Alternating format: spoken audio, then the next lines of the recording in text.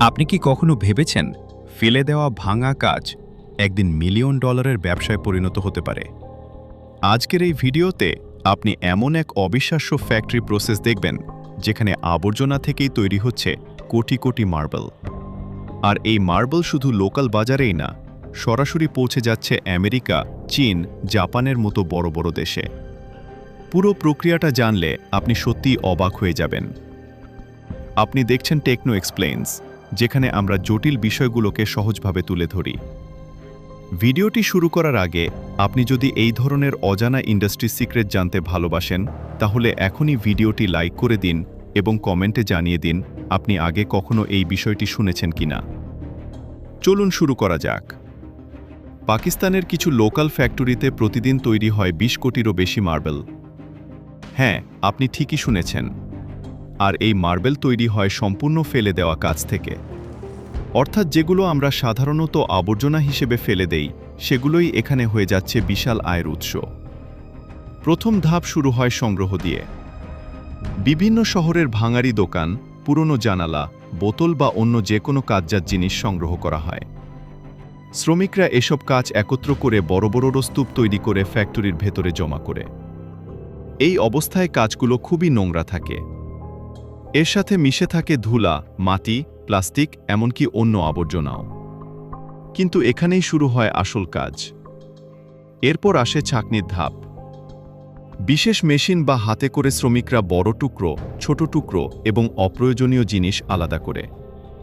এই ধাপটা খুবই গুরুত্বপূর্ণ, কারণ এখানেই নির্ধারণ হয় কোনো কাজ ব্যবহারযোগ্য আর কোনটা বাদ যাবে। এখন একটু থামুন। আপনি কি মনে করেন এই ধরনের রিসাইক্লিং বাংলাদেশেও বড় আকারে করা সম্ভব? আপনার মতামত কমেন্টে জানাতে ভুলবেন না। ছাঁকনি শেষে পরিষ্কার কাজগুলো একত্র করে রাখা হয়। এরপর এগুলো চলে যায় ফ্যাক্টরির সবচেয়ে গুরুত্বপূর্ণ অংশে, অর্থাৎ ফার্নেসে। এই ফার্নেস সাধারণ আগুন না। এখানে তাপমাত্রা এত বেশি থাকে যে শক্ত কাচ মুহূর্তেই গলে তরল হয়ে যায়।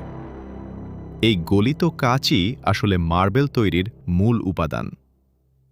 গলিত কাচ ধীরে ধীরে মেশিনের মাধ্যমে বের হতে থাকে। এখানে পুরো প্রক্রিয়াটা খুব নিয়ন্ত্রিতভাবে করা হয়, যাতে প্রতিটি অংশ সমান থাকে। তারপর একটি কাটিং মেশিন সেই তরল কাচকে ছোট ছোট টুকরোতে ভাগ করে। এই মেশিন টানা ১২ ঘন্টারও বেশি সময় ধরে চলে, তাই তাপমাত্রা নিয়ন্ত্রণে রাখতে পানি স্প্রে ব্যবহার করা হয়। এই কাটা অংশগুলো এরপর একটি ঘূর্ণায়মান রোলারের উপর পড়ে। রোলার ঘুরতে ঘুরতে কাজগুলোকে ধীরে ধীরে গোল আকার দেয়। আর এখানেই তৈরি হতে শুরু করে ছোট ছোট মার্বেল। এই প্রক্রিয়াটা দেখলে সত্যিই মনে হবে যেন ম্যাজিক হচ্ছে। এখানে আরেকটা বিষয় জানতে চাই, আপনি কি আগে কখনো ভেবেছিলেন মার্বেল তৈরির পেছনে এত জটিল প্রসেস কাজ করে? কমেন্টে লিখে জানান। এখনও কিন্তু কাজ শেষ না।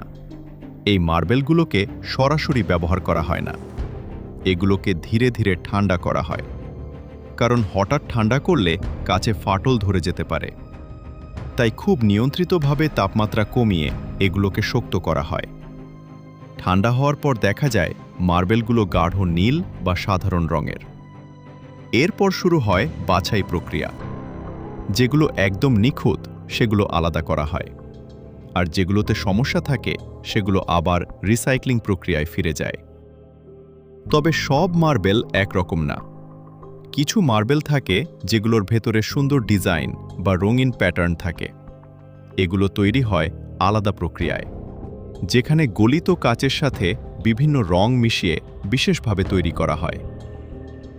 এই মার্বেলগুলোই আন্তর্জাতিক বাজারে বেশি দামে বিক্রি হয়। এখন আপনি নিশ্চয়ই বুঝতে পারছেন কেন এই ইন্ডাস্ট্রি এত লাভজনক। ভিডিওটি যদি আপনার কাছে ইনফরমেটিভ লাগে, তাহলে অবশ্যই লাইক দিন এবং শেয়ার করে দিন। সুন্দরভাবে প্যাক করে এই মার্বেলগুলো পাঠানো হয় বিভিন্ন দেশে। আমেরিকা, চীন, জাপান সহ বিশ্বের অনেক দেশে এগুলোর চাহিদা রয়েছে। এই মার্বেলগুলো ব্যবহার হয় খেলনা হিসেবে, ডেকোরেশনে, এমনকি বিভিন্ন ইন্ডাস্ট্রিয়াল কাজেও। সব মিলিয়ে ফেলে দেওয়া কাজ থেকেই তৈরি হচ্ছে মিলিয়ন ডলারের ব্যবসা। এটাই হচ্ছে স্মার্ট রিসাইক্লিংয়ের আসল উদাহরণ।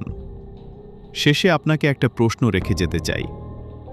আপনি যদি এমন একটি ফ্যাক্টরি শুরু করার সুযোগ পান, তাহলে কি এই ব্যবসায় আসতে আগ্রহী হবেন? কমেন্টে আপনার মতামত জানাতে ভুলবেন না। আর এমন আরও চমকপ্রদ ভিডিও দেখতে এখনই সাবস্ক্রাইব করুন টেকনো এক্সপ্লেন্স। আজকের মতো এখানেই শেষ। দেখা হবে পরবর্তী ভিডিওতে।